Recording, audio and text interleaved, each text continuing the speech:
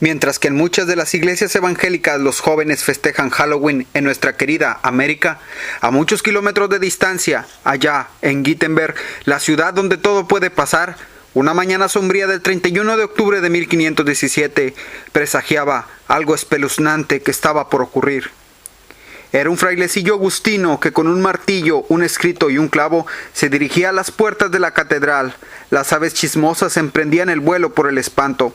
Las puertas de la entrada de la iglesia, que servía como pizarrón de avisos para el pueblo, eran testigas de un acontecimiento lúgubre.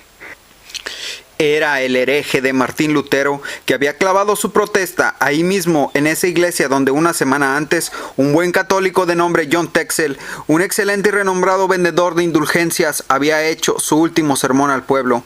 Algunas de sus bonitas frases de aquel simpático sermón fueron las siguientes: «Ten misericordia de mí, ten misericordia de mí. Nuestro castigo es severo y mucho lo que penamos. Tú nos puedes salvar de estas agonías con tan solo pagar dinero a la iglesia».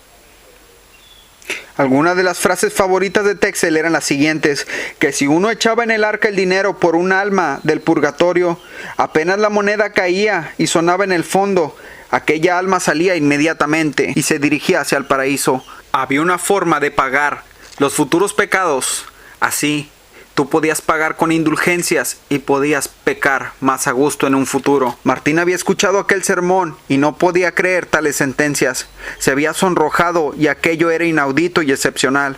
Habían llegado al límite del engaño. No solo extraían dinero de los desafortunados campesinos con las indulgencias, también tenían a la venta fabulosas reliquias, como una costilla de Abraham, el bastón de Moisés, las espinas de la pasión, la santa lanza, la santa esponja, el fragmento de un sudario, el paño de lavado de pies, un fragmento del manto rojo con el que cubrieron los soldados en señal de mofa a Jesús, 5 frascos de leche materna de María y el prepucio de Jesús, etcétera, etcétera. Era el tiempo adecuado de que estallase una revolución. La gente había despertado y ya no serían chantajeados con los bellos sermones de Tetzel.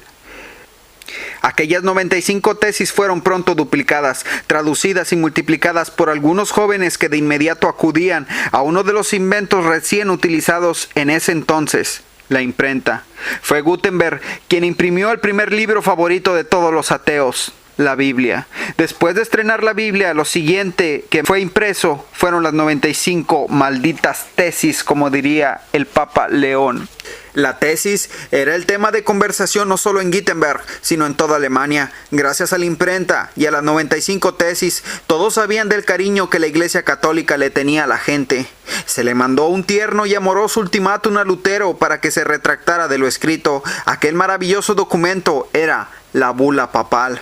Lutero, el muy obstinado y hereje, leyó la bula papal afuera de la catedral de Wittenberg, para después, en un acto suicida, quemó la bula en presencia de toda una multitud de gente que cada vez más estaba con él.